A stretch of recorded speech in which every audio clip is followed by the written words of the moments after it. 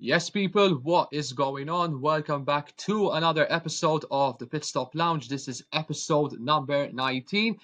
And as you can see, guys, just myself today, because as we discussed in the previous episode, in case you missed out on watching it, Malcolm is not going to be able to join me for this one. He is currently away in Cyprus, having a well-deserved break, soaking up that party atmosphere in Ayia Napa, and he'll be back for the next episode. No worries about that.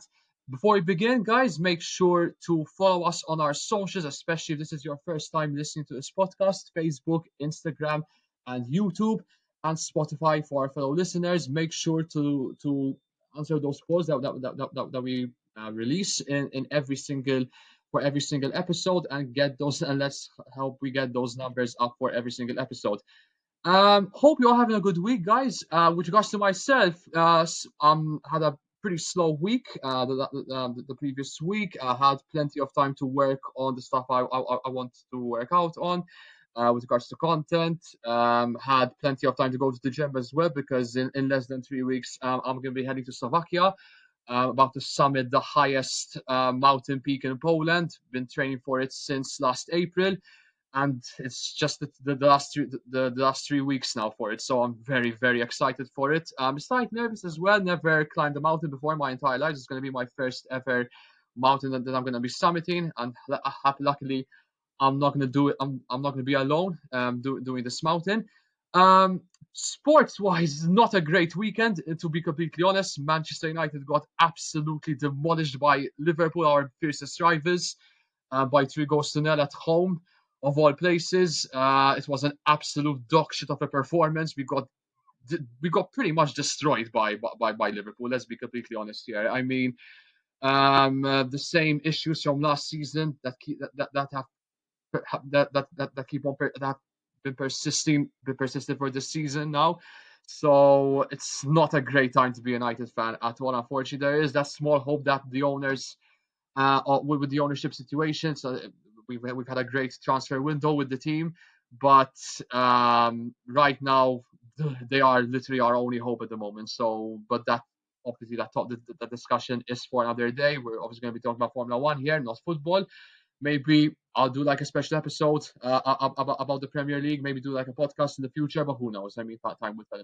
All right, without further ado, let us begin today's episode. We obviously have Monza to talk about, but before we get into the Grand Prix weekend, we have more news to talk about and more driver announcements. I mean, these driver announcements are coming in every single week, guys. I mean, unlike last season where it's the driver news was very quiet. This year it's been on fire. Literally every single week we're having more news related to the driver roster next season. And within this past week, we've had two announcements. One of them was probably the worst. Is probably the worst kept secret of is the worst kept secret, and the other one, it's a bit harsh, but I kind of expect it, to be honest. And we're gonna go into. I'm gonna start up this episode with that news. The first is related to Williams. Um, and that is unfortunately Logan Sargeant. Now, as you may all know, last weekend Logan Sargeant had a very nasty accident in free practice. Pretty much obliterated his Williams car, an upgraded Williams car, if I may add, in the aerodynamics. And me and Malcolm hoped that Logan Sargeant was going to have maybe a good send off with the team, because obviously he won't be extending his stay with Williams next season. He's going to be replaced by Carlos Sainz, and we'd hoped that he would have a nice send off with Williams, but unfortunately he's not going to be having a nice send off because Williams have decided to axe Logan Sargeant for the last 9 races of the season. To be honest, I kind of agree with it, but at the same time, it's quite harsh. It's quite a harsh move. Listen, it's never nice for a driver to lose his seat, not just at the end of the season, but even worse, midway through the season. It's never nice we never wish for a driver to lose a seat in Formula One. But unfortunately, Logan Sargeant has paid the price for it. I mean, he isn't the most talented driver on the grid. He's he consistently is languishing at the back of the grid, 10th. His highest position this year has been 11th. Hasn't scored a single point in the season. He's costed the team a lot. Obviously, his crash last time round and last week in Zandvoort is probably the last straw. Because as I said before, it's an upgraded car.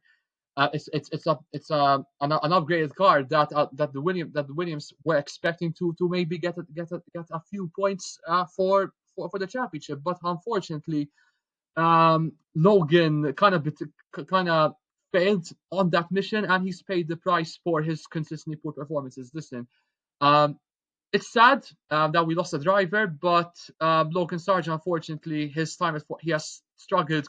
He has struggled throughout his time in Formula One. He isn't the first driver to be struggled that he has. He isn't the first driver that he struggled in the sport, and he's certainly not going to be the last one that he will be struggling, that he has struggled within the sport. We wish him all the best. Hopefully, um, he finds a sport. He finds a motorsport category that he can flourish in. I really hope so because listen, he has the talent, Logan Sargent, but Formula One isn't his sport, unfortunately. His time has been quite abysmal. Let's be completely honest. Just 1 point last season, nada this season. Again, we're seeing Alex Albon completely carrying that Williams team. And yeah, sad to see Logan Sargent go, but to be honest, the news that news has been coming for his consistently poor performances, and he has paid the price for it. And replacing him for the last 9 races of the 9 races of the season, is Franco Colapinto. There were some shouts that Mick Schumacher was going to replace Logan Sargent, but James Vowles complete straight away put those rumors to bed by claiming that he isn't a special driver. Quite ruthless, to be completely honest, but he's kind of right. Mick, Mick Schumacher at Haas didn't do anything didn't do anything with the team, but yeah, kind of disagree with James Vowles for putting up that statement with regards to Mick Schumacher, but he isn't the driver to be. He isn't the driver that has replaced Logan Sargent. It's Franco Colapinto, and in all honesty, I had no idea who this guy was. No, I mean, it's not just myself. I just speak on behalf of not just myself, but I think pretty much a lot of people who watch the sport, a lot of casual fans who watch the sport, have no idea who Franco Colapinto is as a driver. But after doing some research, as expected, obviously, he is a Formula Two driver. He was racing with MP Motorsport by the time he was announced as the second Williams driver for this season. He was standing in seventh place in the Formula Two Championship. Not a not a great position, to be completely honest. In the Formula Two standings, he is a reserve driver. He is the one of the reserve drivers for Williams. He has won the Formula 4 Spanish Championship back in 2019. He's also a race winner in the European Le Mans Series. And as I said before, he's also been a member of the Williams Driver Academy since 2023. And he is also the first Argentine to be racing in Formula One since Gaston Mazzacane back in 2001. Gaston Mazzacane, for those who don't know who he was, he used to drive for Minardi, so that just speaks for itself. He made absolutely no effect in the sport, just like Logan Sargent. And listen, he's in it for the interim role. He's gonna get experience, no doubt about it. It's a very risky move with what Williams are doing here, getting a rookie into the fray. Like, I mean, talk about a baptism of fire for Franco, being a rookie for the sport, and to replace to get into Formula One in such a short amount of time for a quick fix. It's a very risky move, but listen, wish him all the best. He's going to learn a lot from these 9 races. He is obviously not going to be racing as of now in 2025. We all know that Carlos Sainz is going to be that second driver, partnering with Alex Albon, and we wish him all the best. Not expecting him to make a miracle. He's I'm sure he's going to be trying. He's going to do his 100%. for the Williams team, and wish him all the best. He's gonna be there. He's gonna be racing there for the last 9 races of the season. Obviously, the pressure will get to him a bit, but listen, I wouldn't put all that pressure for on. I wouldn't put that pressure all on him. He's completely new to the sport, and after this weekend, he did a solid job this weekend. I mean, we'll get to obviously. We're going to talk about his performance later on in this episode, but it's a big move for him, no doubt about it. I mean, to literally race in Formula Two last weekend, to find yourself in the toughest motorsport in the world, pretty much. Um, uh, big move for him. I mean, obviously, it's a dream come true for him to be stepping into Formula One, and let's hope for all the best. I think he'll do a respectable job for those 9 races. To conclude on that, so yeah, Franco Colapinto will replace Logan Sargeant for the last 9 races. Wishing all the best for him and also for Logan Sargeant. I'm sure he'll thrive in a different sport. Um, the second driver announcement is, as I said before, the worst kept secret. I mean, I know I've been saying that statement every week with Jacques Doohan and Oliver Behrman, because I mean these driver announcements aren't that surprising, to be honest. And this one is the worst kept secret, and I'm not kidding around with those words. And that driver I'm referring to is Andrea Kimi Antonelli.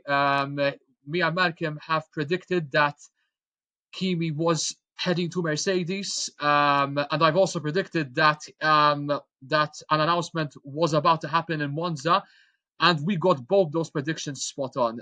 Kimi Antonelli is official. He is going to replace Lewis Hamilton as his successor. He will be partnering George Russell as the new Mercedes driver for the 2025 season and beyond.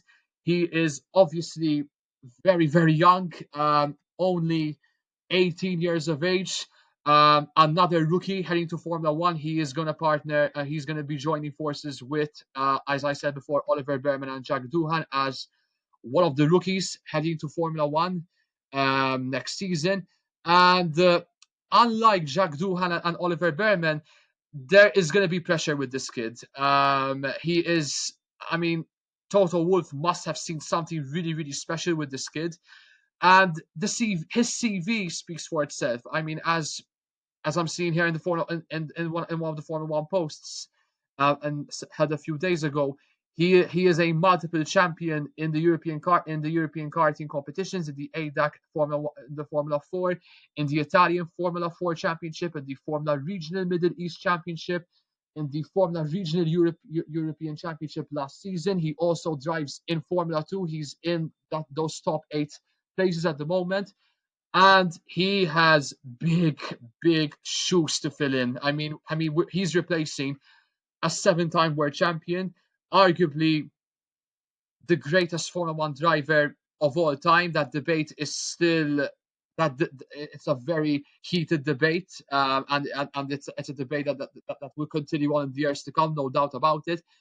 Uh, Listen, he may be only 18 years of age, but the pressure is going to get to him. The pressure is going to be on him straight away. I mean, and that's a bit unfortunate because, as I said before, still very young. Um, as uh, as I said before, 18 years of age. Um, but and we've also seen his full debut this weekend as well in Monza. He made his debut in free practice one, but unfortunately that his debut was very short lived because just after 10 minutes, he crashed into the barriers in turn one, and it caused a red flag. Now, and it caused a red flag in the session. Now, a lot of fans may take the Mickey out, may take the piss out of Kimi, but that is no doubt a that is a rookie error for him. He will no doubt learn as we go along for next season. But as I said before, the pressure is going to get to him straight away. But Toto Wolff must have seen something really special with this kid, because as we said before in the previous episodes, it could have been Fernando Alonso replacing him. It could have been Carlos Sainz replacing Lewis Hamilton. But it seems to me that Mercedes went have decided to go for a rookie, and that guy is going to be Kimi Antonelli. And obviously, as it's just like Franco Colapinto, this is a dream. This is a dream come true for Kimi Antonelli, and he said himself in the statement. It's he's been one of it's what this has been a dream come true. He wanted to achieve this dream since he was a small boy. He's thanked the team obviously for the support he has been given, and there's no doubt he has the backing of the entire the entire manufacturer team, and he also has the backing of Toto Wolff. And again, as I said before, he must have seen something. He must have seen something really, really special with Kimi Antonelli, and he has said himself he will be the real deal. And he he just doesn't have the backing of him, but also George Russell. I think he will learn from him as we go along. And another Italian driver heading to Formula One. Not the first. Not, he's one of he's another Italian driver heading into the sport. And wish him all the best as well. He has the talent. He has the potential to deliver in that sport. But to be completely honest, I've been using that word a lot this episode already. So far, I have yet to see. I need to see more of him. Again, maybe because he's still very very young at the moment, and he's still a rough diamond. But that he's still a rough diamond that needs polishing. But he's already proving he's already proving he's already proving his potential. I mean, he's uh, he's very fast, consistent, determined. As a driver, he has the talent to compete at the very, very top of the sport. But as I said, the pressure is going to get to him. I mean, this is he is going to make a big. He's taking a massive step, a massive leap into the sport. So yeah, to wrap up Kimi Antonelli, another rookie, another Italian heading to Formula One. Wishing him all the best. I'm a bit fearful that the talent is gonna that there's gonna be a lot of pressure come the first few races, but I think he's in safe hands when it comes with Mercedes. I think it's a great project for him to focus on, and let's hope he tries in Formula One. I mean, listen, I mean, to be a rookie and to start with a team like Mercedes, there's potential. There's a lot of potential with this driver, and wish him all the best. So yeah, the driver slots. We only have two slots remaining. We still don't know who is going to partner Yuki Tsunoda. Danny Ricciardo's seat is still he's still unsure on whether he will be having a seat next season in Racing Bulls. And we still don't know who is going to partner Nico Hulkenberg for Sauber. As you said before, with Sauber, a transitional period for them, and even next season, there's a strong possibility that it's going to be a transitional period for the team. And Mattia Bonotto, as we said before, replacing Andreas Seidel as as one of the main men in charge for Sauber. We know that Jonathan Wheatley is going to be joining them next season. Mattia Bonotto has already started his work there in Sauber, and he's given hints about who the second driver is going to be. Um, it might be Zhou Guanyu or Valtteri Bottas. They desperately want that seat, but the way how things are going at the moment, it's not looking like a possibility. But he's also hinted that Gabriel Bortoletto or Theo Pourchaire, I think I absolutely butchered that name. Excuse me for that, Theo, if you're listening to this podcast. They might be options for the vacant seat for next season. Um, Pour- Pourchaire is one of the reserve drivers at Sauber, and Bortoletto is the McLaren Formula 2 junior driver. So, loads of talent there at Sauber's disposal, but with news to that, we still need to see in the coming months, weeks, maybe possibly days ahead of who are going to be those who the replacements are going to be. And yeah, that's pretty much it with news rated off the track. And let's head into Monza. No need for introduction with this track. It is one of the staple tracks in Formula One. It's been going on for almost 100 years now. I mean, it's over 100 years now. It's been going on since 1921. It's the fifth oldest Grand Prix in the world. It's the Temple of Speed. It's a track that needs no introduction really, pretty much. It's an iconic track in the sport. It's one of my favorite tracks personally. It's not just one of my favorite tracks as well. It's also, I mean, every fan's dream to even just go there and witness the sport itself. It's also the home of the Manuel outfit Ferrari. And we said last week that the Max Verstappen's fans and the Dutch fans turn up in Zandvoort. I mean, the Tifosi fans in Monza turn up in full fucking force. Let me tell you, because and even this weekend has been no exception. Sold out crowds within every single qualifying, within every session, whether it's practice, qualifying, and the race. And especially when Ferrari come out victorious in that racetrack, the atmosphere is just electrifying across the board. I mean, me and Malcolm and even a few friends of mine, it's a dream for us to to watch a race live in Monza, and we hope that it will be next year for that dream to come true. But yeah, going back to the track itself, the straight line speeds are a huge difference. Are deciding factors here. It's 53 laps. And also the pit stop strategies would obviously would make a huge difference. It's either the one stop or the two stops. Um, we've had many iconic races over the last few years, and this weekend we said that Zandvoort wasn't a track to write home about, but Monza was an improvement over Zandvoort in any way. It was a great for the neutrals point of view. It was a great race, and a lot of changes happened this weekend as well. I mean, as obviously those who don't know, Ferrari came out victorious in this track, um, and there's a lot to dissect with this track. So let's get into every single session as always. Before we get into qualifying, Ferrari, obviously, since this is their home race, we're curious to see if they were going to unveil something unique for the weekend. And it turns out that they've unveiled their racing suits. They came out, the iconic team, Scuderia team came out.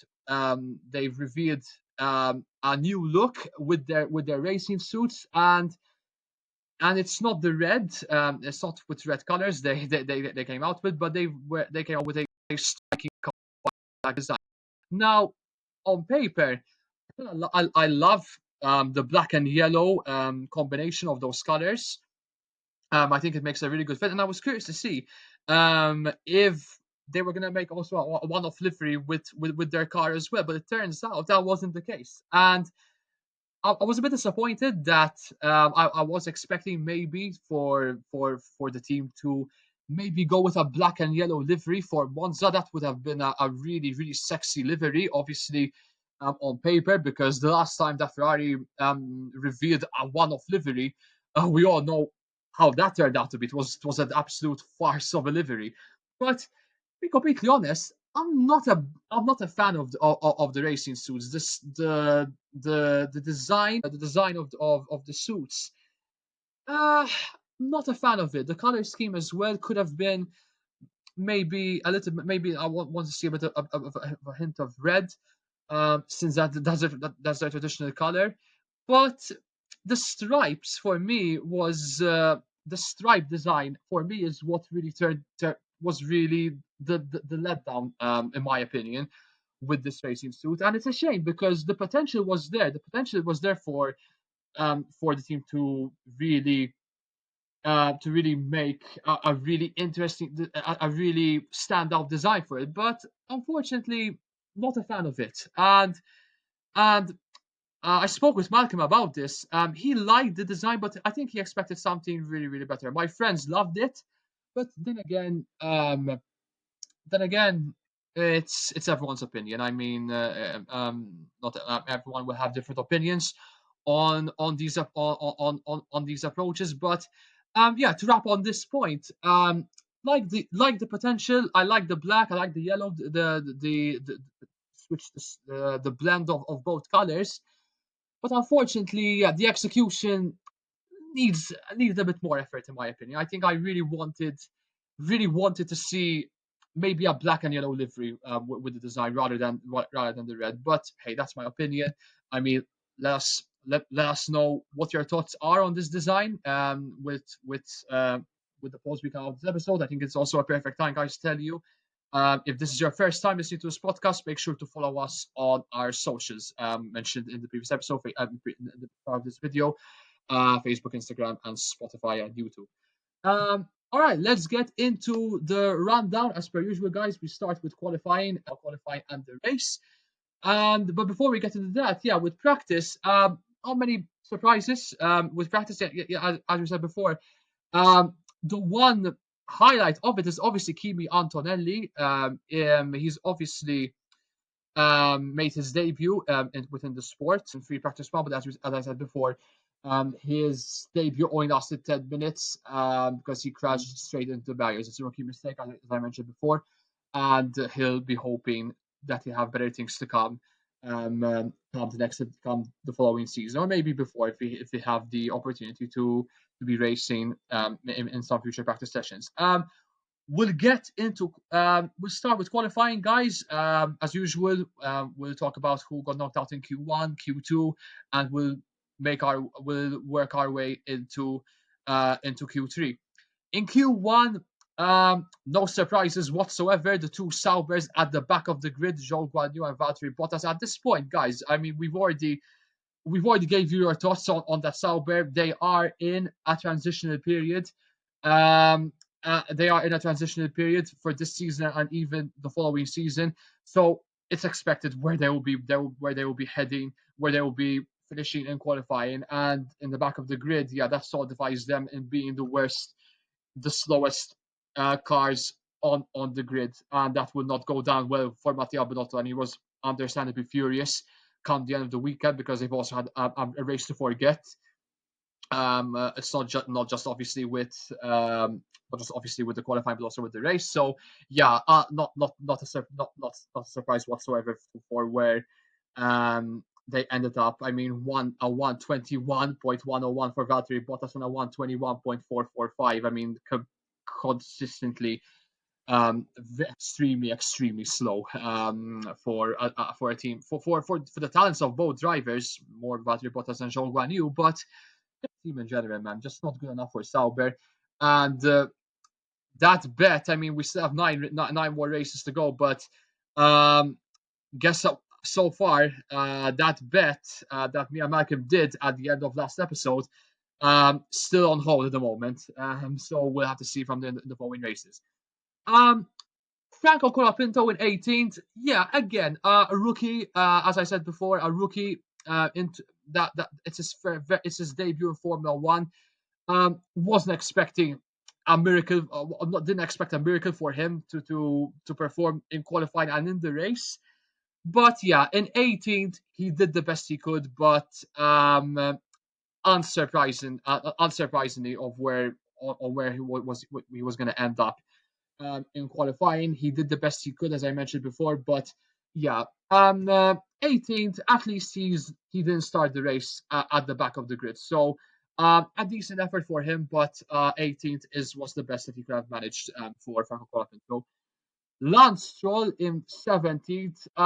Again, very that's poor from Lance Stroll. Like last week he was in those. He was in. He made it into Q3. So the fact he didn't made it into Q2, that's quite of a blow for him. And in 16th, Yuki Tsunoda. Yuki Tsunoda has his second half of the season so far.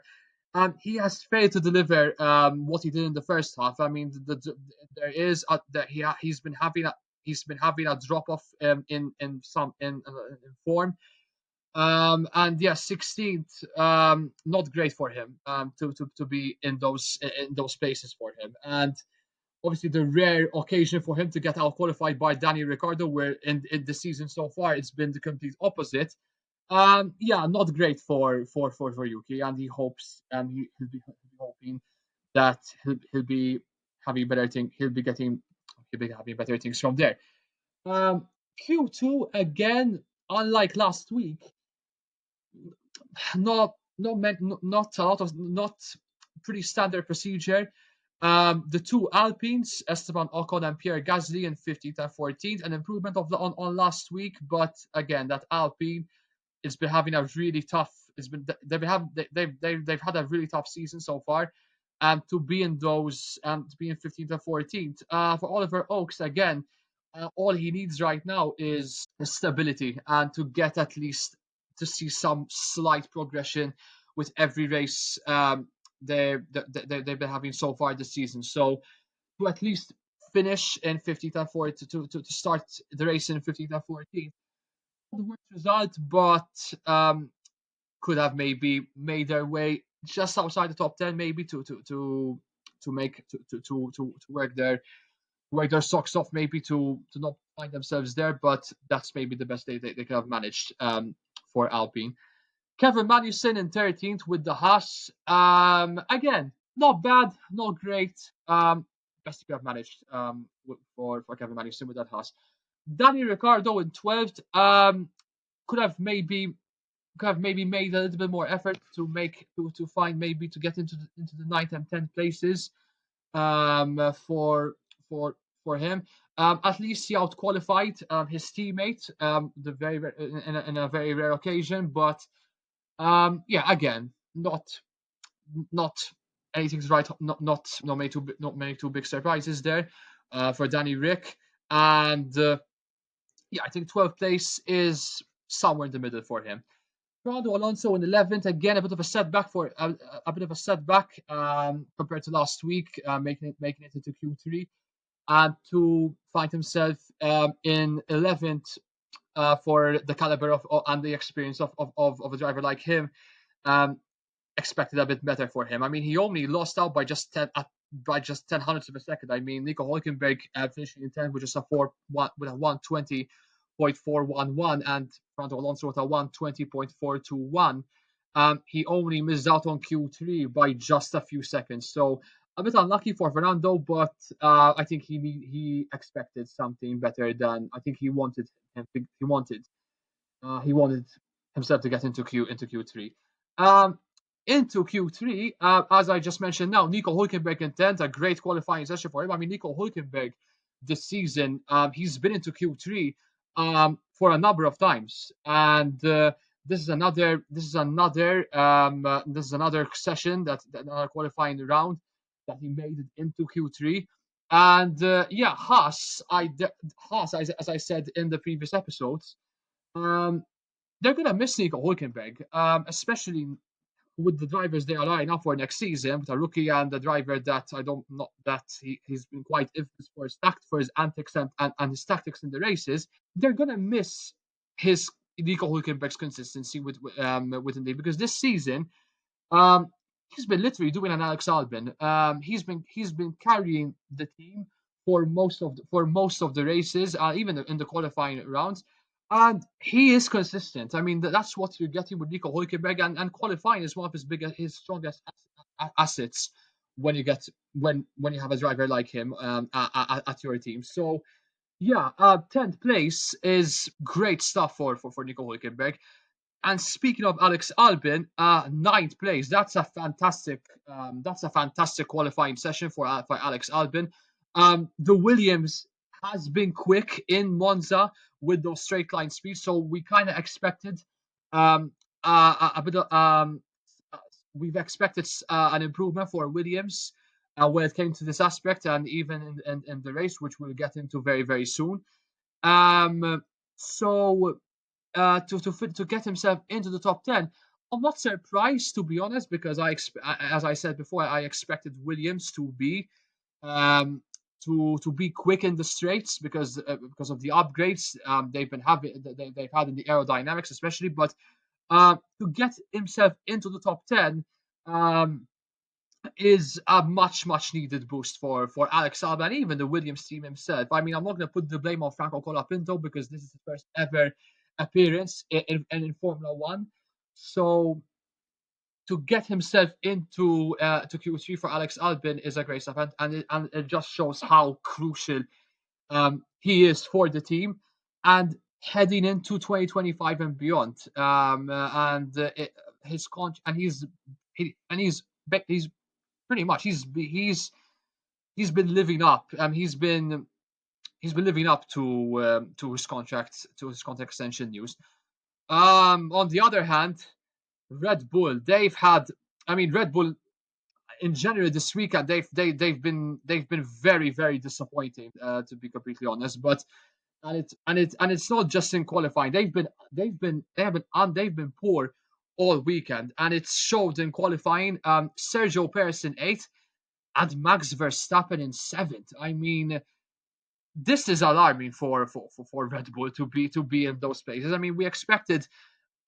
We expected Red Bull to be in those top five places. I mean, we expected a reaction for them, especially how their past few weekends have turned out, but not like this. I mean, because before, I mean, you had Max consistently performing, and Sergio Perez was not performing because he's having a poor run of form, and not only Perez's run of form, poor run of form is continuing on, but now even Max Verstappen is struggling as well. I mean, to get him to start in seventh and eighth behind both McLarens and both Mercedes and both Ferraris, very alarming. And I'm gonna get into them later on, and when we talk about the race, and I'm gonna mention obviously who are my drivers and losers of the day, but very concerning for Red Bull to be starting in those places. I mean, that car has was poor all weekend, and it showed in qualifying in the straights especially, and in those sector times and with the tire setups. That Red Bull was just not was off the pace completely. And again, as I said before, it was showing straight away from qualifying round. I mean, Perez, again, not. I mean, at this point, it isn't quite surprising that he can only manage he could only manage to make it in those spaces, but just not good enough. Just not good enough at all for Red Bull to be finding themselves in those positions. Um, Lewis Hamilton in sixth. He himself was very disappointed that he not only started the race in those positions because in free practice he was consistently on the top of on the top of the grid. But as we said before, in free practice it's all about the setup of the car, the tire setup of the car, of the feel of the track. So the positions don't really matter for me when it comes to practice. But um, for Hamilton, yeah, not. I mean, considering his recent form, where he won a race in Silverstone, he was getting himself into those top three, top five races, and yeah, he would have he's understandably he is disappointed that he ended up in sixth place. Um, the two Ferraris, Carlos Sainz and Charles Leclerc in fifth and fourth. Um, again, not bad positions to start at your home Grand Prix. Obviously, that Ferrari, how it's been performing these last couple of races, I can't expect it to be in those top five races. We know that that Ferrari car isn't maybe as quick as the McLaren at the moment, and maybe even Mercedes, but fifth and fourth with Carlos Sainz and Charles Leclerc, their lap times were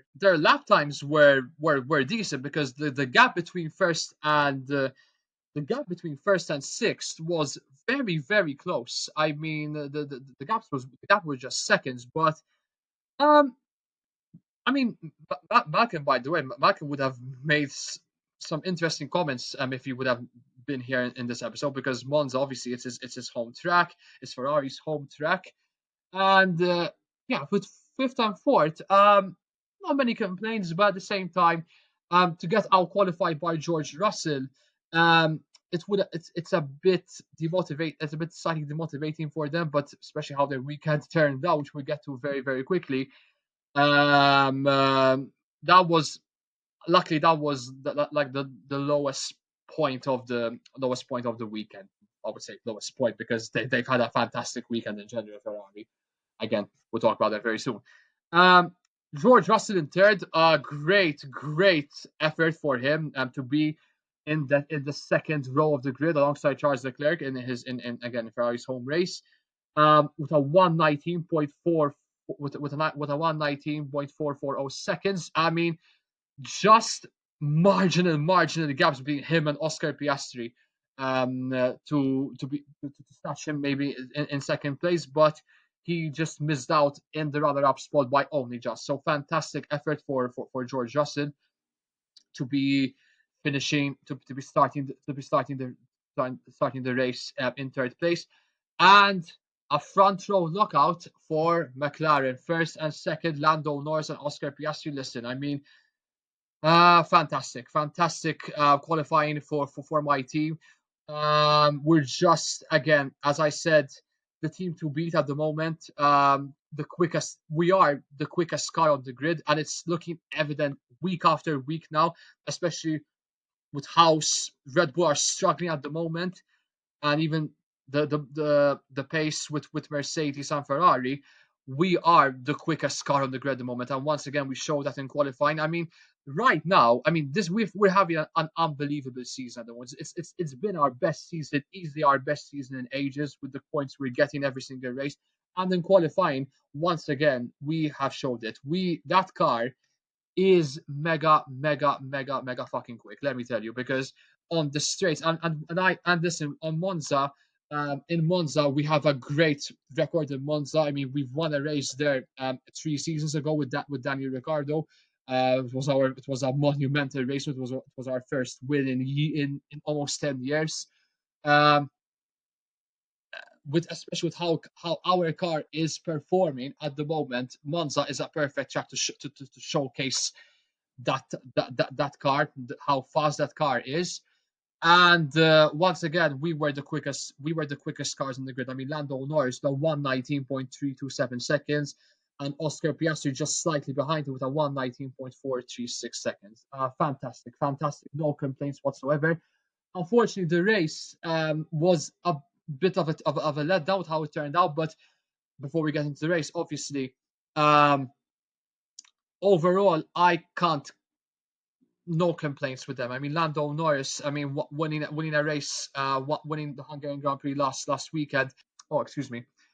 Showing making a big. Excuse me. Sorry about that, guys.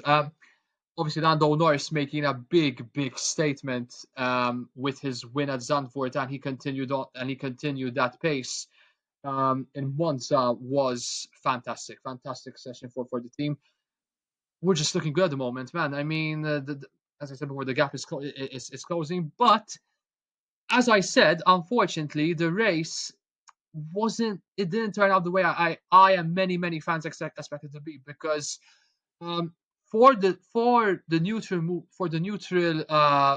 racing fan, it was a very entertaining race, and it showed it right from the first lap. Obviously, Monza pre-race, the atmosphere was absolutely rocking. The crowd were up on their feet. A sea of red with every grandstand you see in Monza. I mean, as I said, expectedly, it was a sellout crowd.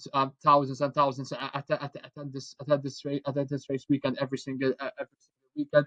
The Ferrari tifosis were out in fucking full force. I mean, flares.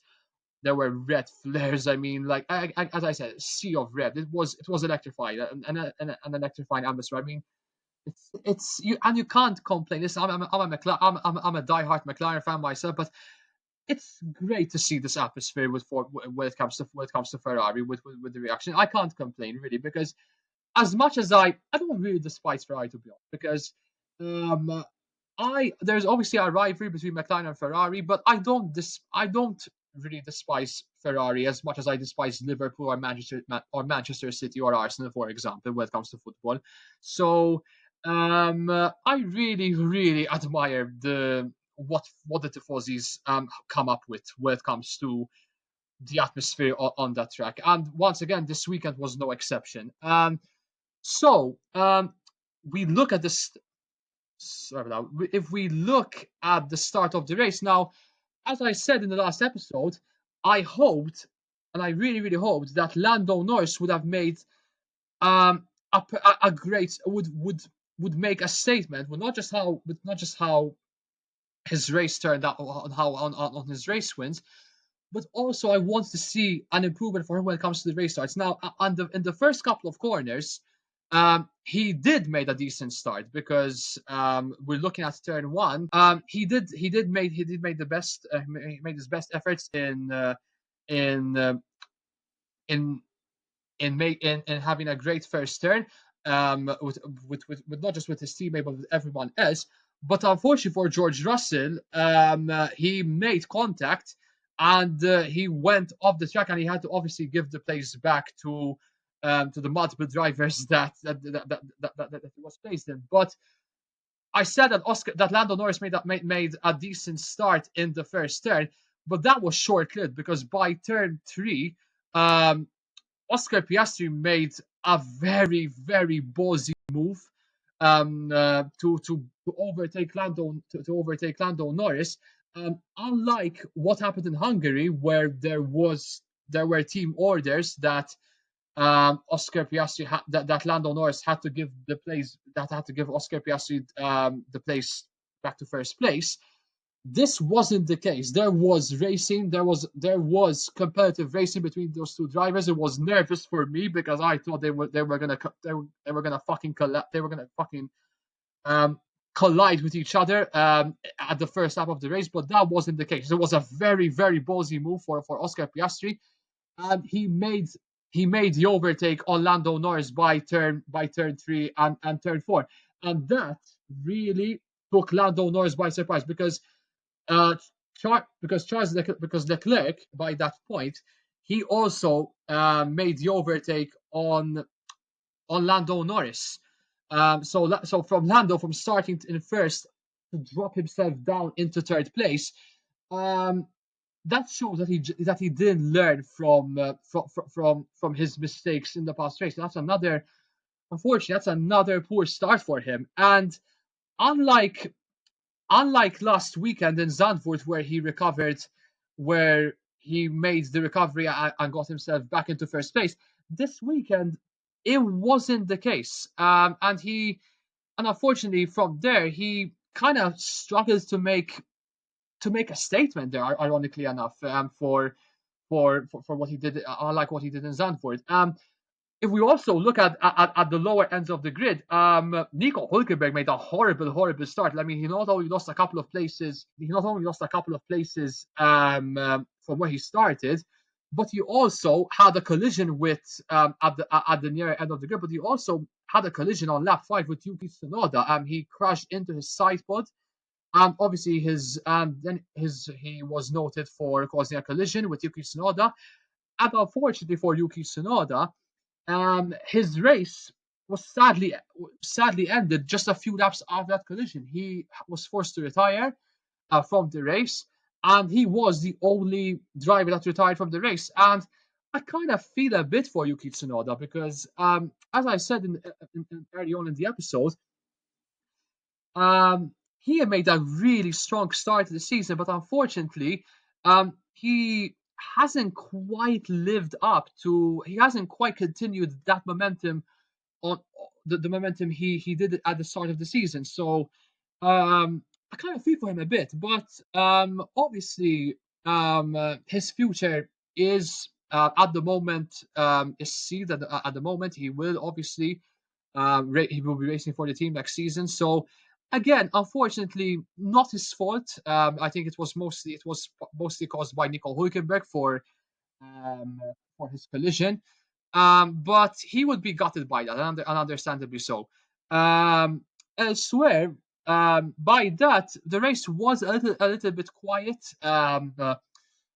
in the next couple of laps, and on lap 11, we were seeing a couple of we were kind of seeing a bit of a battle between Sergio Perez and George Russell. So by lap 15, then we were seeing the first round of pit stops, with Lando Norris saying a quick pit stop, and also Charles Leclerc getting another quick pit stop. Same goes with Lewis Hamilton.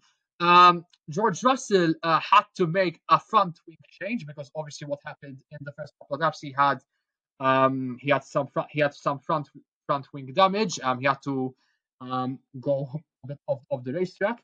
Nico Hulkenberg had another collision in the next couple of laps. This time with the Alpine, and also Kevin Magnussen had a grid had to face a 10-second time penalty for causing a collision as well. So Haas had a bit of took the aggressive approach a bit took a bit of the aggressive approach when it came to the race, when it came to this weekend's race. So not a race really want to remember for Haas.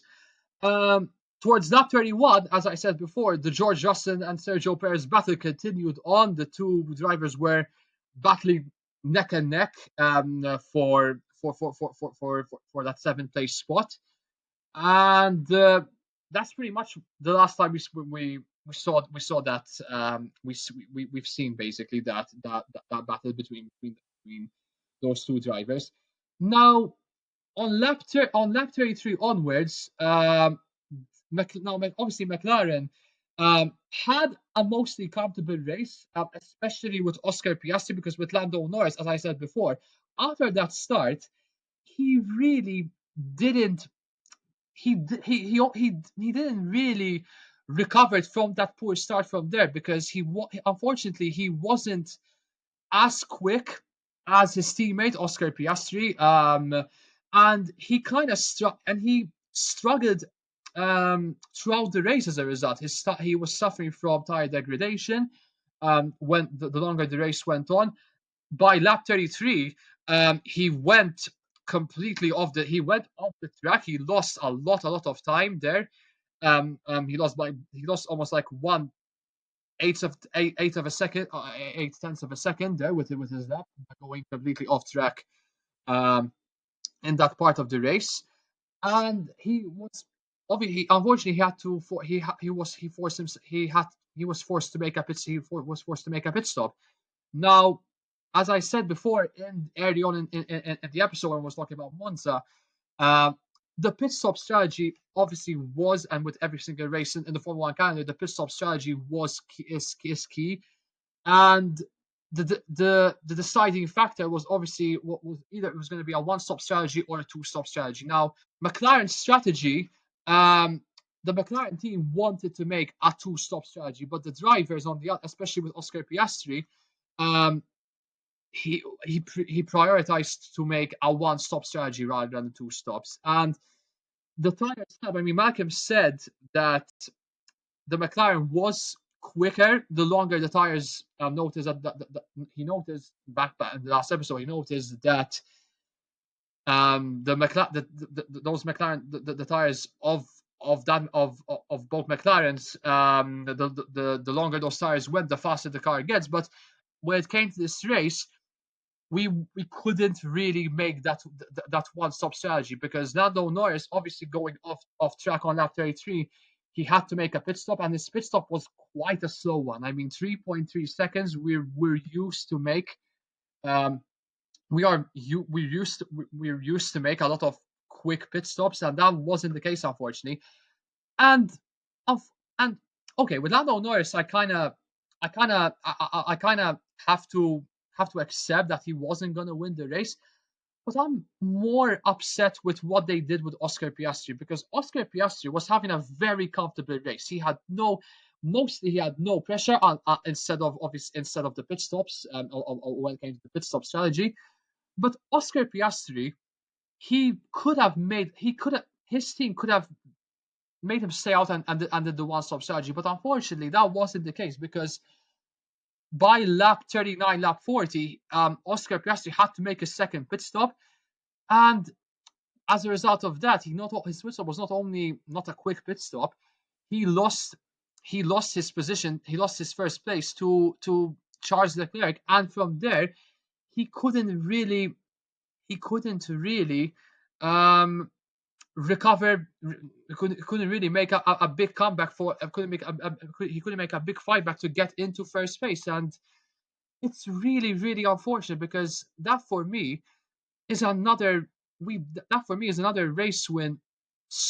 That's another race win. That's another opportunity for a race win. Slipped away, in my opinion, and another opportunity for a race win slipping away for us. And the thing I'm disappointed the most is that Oscar had no pressure at all.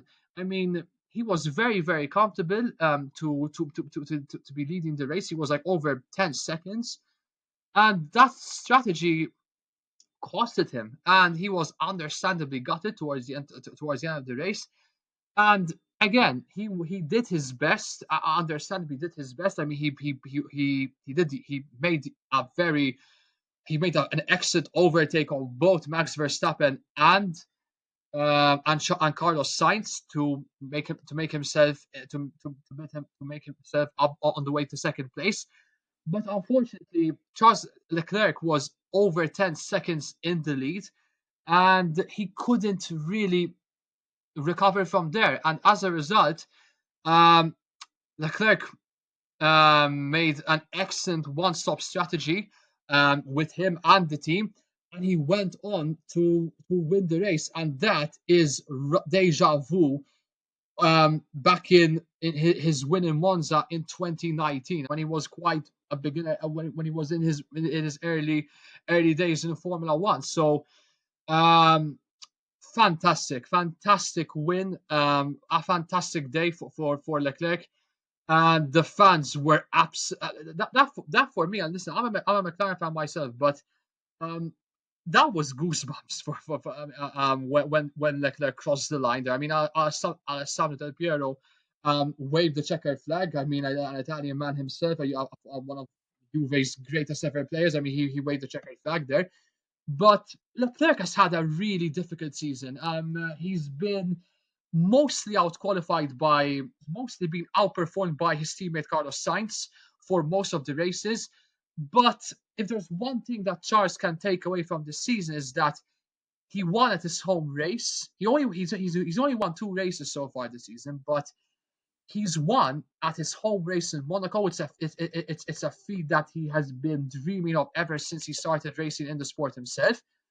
But also he's won a race at the team's home soil, and the celebrations were absolutely wild, as you can expect. The crowd, as I said, were up on their feet. Charles was very emotional come at the end of the race. And listen, some may say that it was luck, that luck favored him, that luck was on his side, especially with what happened with McLaren's pit stop strategy.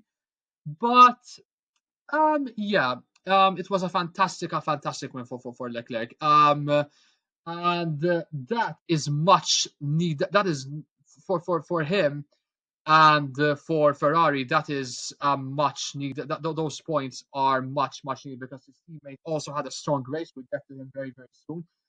But yeah, as for Leclerc, um, it's a fantastic result for him.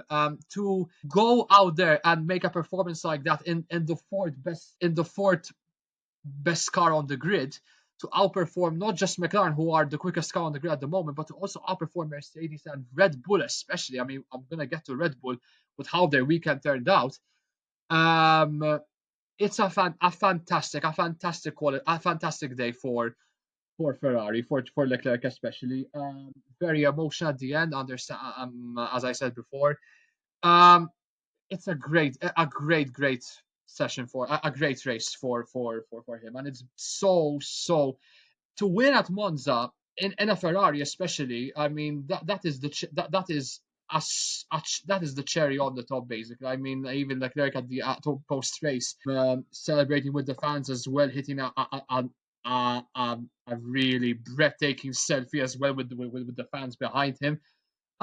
Listen, as I said, I'm not the biggest Ferrari fan, but I'm very, very happy for Leclerc to win at Monza. I can't really. I'm upset with how my team really bottled that opportunity to win a race, but to look at to go back on Leclerc, very, very happy for him. To win, uh, this would be a year to remember for him. To win at his home soil and to win at the team's home turf. Very, very. This is so sweet for him for Charles Leclerc to be winning. And at the end, the Italian national anthem, belting out towards the entire to the entire racetrack. It was that for me was goosebumps. I mean, it's not just for a Ferrari fan in general, but also for every neutral Formula One fan aside. That is a great. That was a spectacular moment for him. So super happy for Leclerc. And we're going to mention him very soon after that. Obviously Oscar Piastri in second and Lando Norris in third.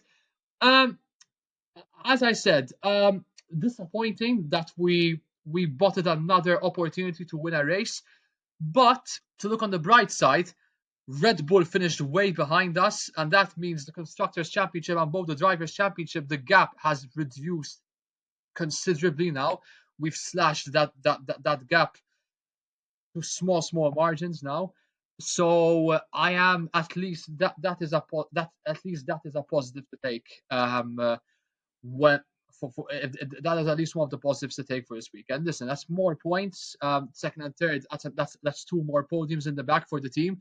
So at least I am happy that we got to both drivers in the podium places. But considering where we started in the race, those strategic choices have really come back to haunt to bite us in the arse, basically. So yeah, a little bit.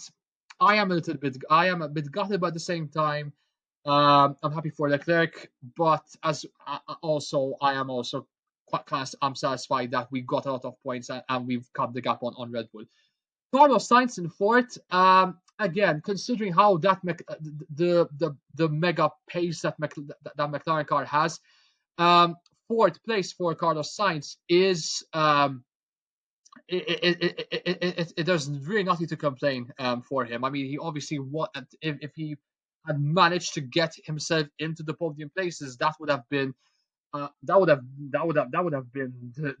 the cherry on the cake for Carlos and the team in general. But as I said, to finish in fourth place, that's 12 more points for him. A very solid drive for Carlos Sainz. Hamilton in fifth. Again, he himself said that it was a difficult race for him and the team. But to be completely honest, I mean that's pretty much. I would be more disappointed with George Russell more than Lewis Hamilton because fifth place, considering how he ended up with both Ferraris and both McLarens, how where they finished.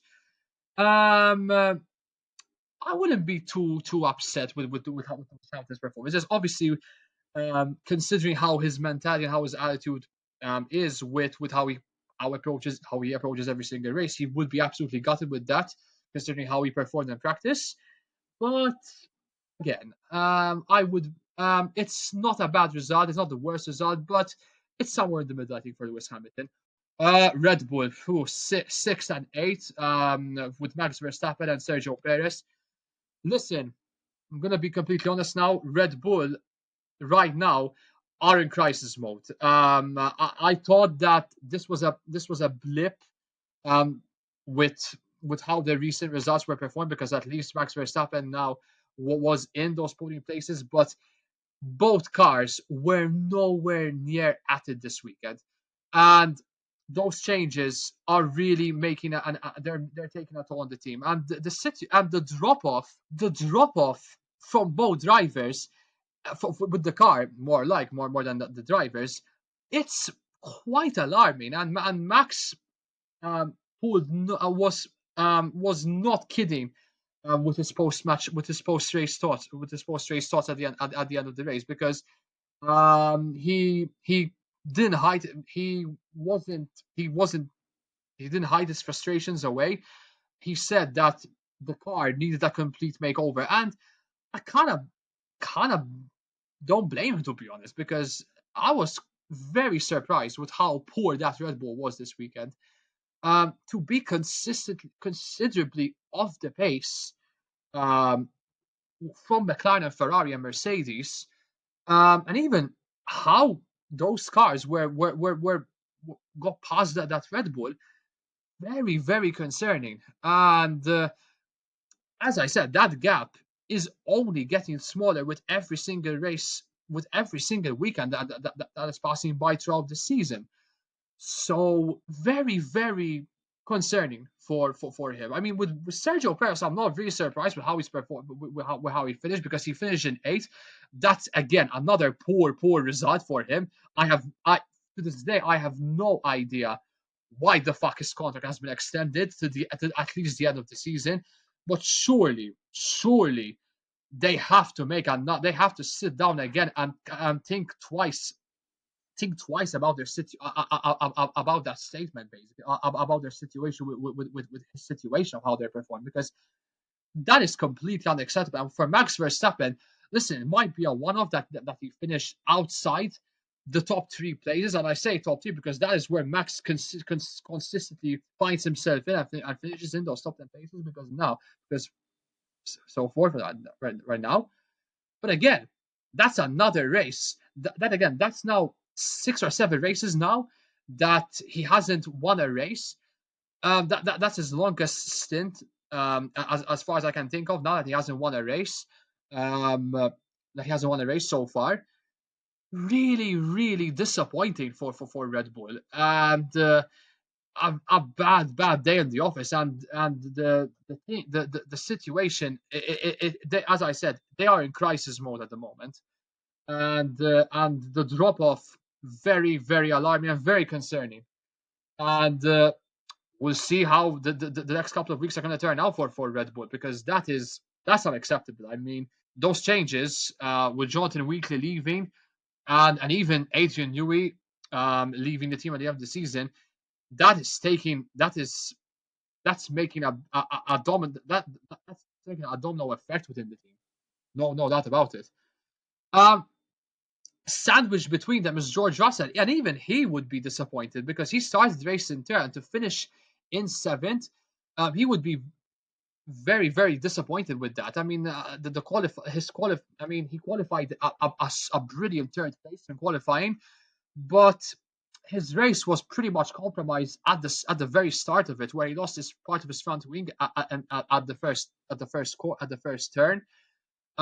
He had a bit of of close. He has very close calls with Sergio Perez as well, with that battle going on between them, and very very disappointing for him. I mean, understandably he would be very very gutted by that, and yeah, seventh place is quite disappointing. But again, that's at least more points in the bag for George Russell. Um, and finishing off those top 10 places, Alex Albon in ninth. Fantastic race, 2 points in the bag for Williams. That's two crucial points in where they are in the constructors championships, to gain some ground. A decent result for him. And even Franco Colapinto had a solid race. Yes, he finished outside the points, but he finished in 12th place. That's 6 places he made up, considering he started the race in 18th. So not a bad weekend for Williams, a pretty solid weekend, in fact. And again, that's 2 points for him, for Alex Albon. Um, a lot of positive things to take away from this weekend for Williams. So ninth place for Alex Albon, fantastic. He's carrying the team, as I said, decent stuff for him. And Kevin Magnussen finished off the top rounded of the top 10 places in 10. Now for Kevin Magnussen, that is 1 point, but unfortunately, that penalty he suffered basically during the race. He collected, that was 2 penalty points for him. And now basically he has accumulated 12 penalty points, so that means that he will be missing the next race in Baku in Azerbaijan. So he won't be racing in the following race because he has accumulated 12 penalty points, which is gonna stink for him. I mean, even how Haas's race turned out, they went a bit aggressive with how they approached with each corner and with each overtake. Um, so yeah, very very that is no doubt gonna stink. That is gonna stink, Kevin Magnussen. So that's the top 10. Finishing outside the points, Fernando Alonso in 11th, as I said before, Franco Colapinto in 12th. Um, for Aston Martin in general, that's a very bad day in the office for them. That's again both cars outside the points. Fernando Alonso 11th and Lance Stroll at the back of the grid at 19th. He was also backlapped by the top drivers at the grid. So very very poor weekend for Aston Martin. I mean, they are literally in the middle portion of the pack at the moment, Aston Martin. So not yeah, poor weekend for them. Daniel Ricciardo in 13th, Esteban Ocon in 14th, and also his teammate Pierre Gasly in 15th. Valtteri Bottas in 16th, Nico Hülkenberg in 17th, Zhou Guanyu in 18th, Lance Stroll in 19th, and Yuki Tsunoda was the only driver that retired from the race.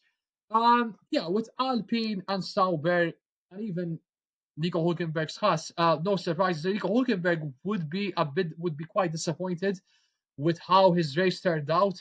He made quite a few mistakes. He had to also make a few pit stops as well. So yeah, not a great weekend for those drivers that ended up at the back of the grid.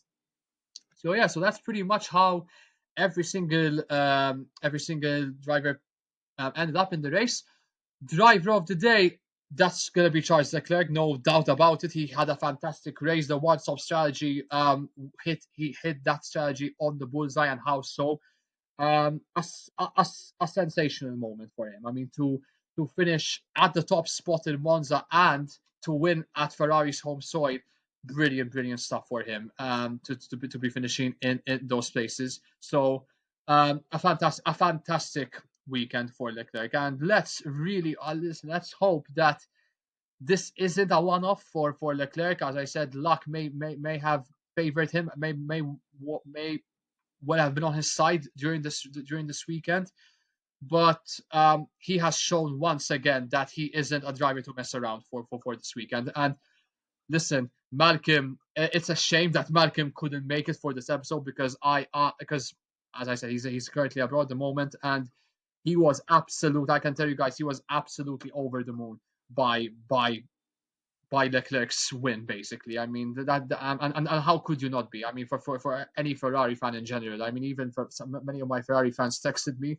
after the race, and they were over the fucking moon, basically. So, I can't really argue with that. I mean, a Ferrari win in Monza is a special feeling for every fan, but especially for Ferrari fans in general.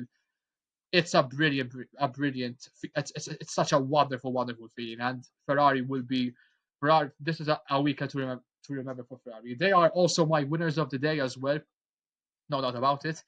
Alex Albon is a shout for driver of the day as well. I mean, he had a great race, as I mentioned before, and also I think I'm maybe thinking of someone else. Even Colapinto could be in that shout as well. Losers of the day for the second Grand Prix running are Red Bull. As I said, the drop off is very, very alarming. I mean, literally, them and United at the moment they're having a very similar drop off in quality, but I think United's drop off form is far, far worse. But anyway, let's not go off topic there. The drop off that Red Bull are having is very, very alarming. I think those changes are making a big, big difference. The situation at them and even racing bulls in general, it's a mess. Let's be honest here. I mean, both drivers are unhappy. I mean, Perez because of his dreadful form, and Max Verstappen with his car. I mean, they're having a lot of arguments, no doubt about it, and they're in crisis mode. They are in crisis mode, and they are well and truly in crisis mode. So, um, they are my pick for losers of the day. McLaren could be in that pick as well, but I'm not gonna pick them because I'm not gonna pick my team for losers of the day because we got considerable points in the bag, a lot of points actually, and also that Red Bull finished behind us in the standings. So at least we were once again the quickest car on the grid, with the exception of obviously Charles Leclerc's Ferrari. The dick of the day. I have to pick the strategy, the McLaren, our McLaren, our strategy team because we bought another race. Let's be completely honest here. We bought it another race, and I think that was a bit needless. I think that could have been avoided easily. But anyways, I think that's my pick for clown of the day. I'm gonna have to go with Yuki Tsunoda for way before the race basically because him and Danny Rick were had a special event basically with the in front of the fans. Danny Rick was basically addressing the fans in Italian. Yuki was asked to do a translation, and basically the translation was like, "You guys are all annoying. You're all assholes. I hate you all," and stuff like that. And it was typical Yuki behavior. I mean, you don't. I mean, we all know how Yuki's character is at this point. So to get those words out of his mouth from him, I mean, it's the least surprising thing basically. So that for me are my picks. The driver of the day is Charles Leclerc. The losers of the day are Red Bull. The dick of the day are the McLaren strategy team, and the clown is going to be Yuki Tsunoda. And we look at the standings, as I said, that gap is being slashed week after week because Max Verstappen is on 303 points, but Lando Norris is in second with 241 points. Yes, the gap is still quite considerably huge at this point, but at the same time, that gap is only is it's getting it's the gap is getting smaller week after week, as I said. Leclerc in third with 217 points. Listen, even his gap is getting smaller as well. And we're gonna get to Ferrari very quick when we'll talk about that. Oscar Piastri in fourth with 197 points. Carlos Sainz in fifth with 184 points. Lewis Hamilton in sixth with 164 points. Sergio Perez in seventh with 143 points. George Russell in eighth with 128 points. Fernando Alonso and Lance Stroll remain in ninth and 10th with 50 and 24 points respectively. The constructors championship is looking down to the wire, man, because as of last week it was like around 30 points, but now the gap is just 8 points. Red Bull are on 446 points and McLaren are in second with 438 points. Listen, if in Baku it's same old procedure, we're gonna be overtaking Red Bull for the top spot easily. So let's hope that form continues on come the end of the come in Baku in 2 weeks time. But the the the the constructors title charge for McLaren is well and truly on. I mean, it's been going on for the last few races, but now we are right we are right on Red Bull's eyes basically because the gap is only 8 points. And even Ferrari are catching up on Red Bull and McLaren as well because they are on 407 points. Listen, they get another top five finish and Red Bull continue on that downward spiral.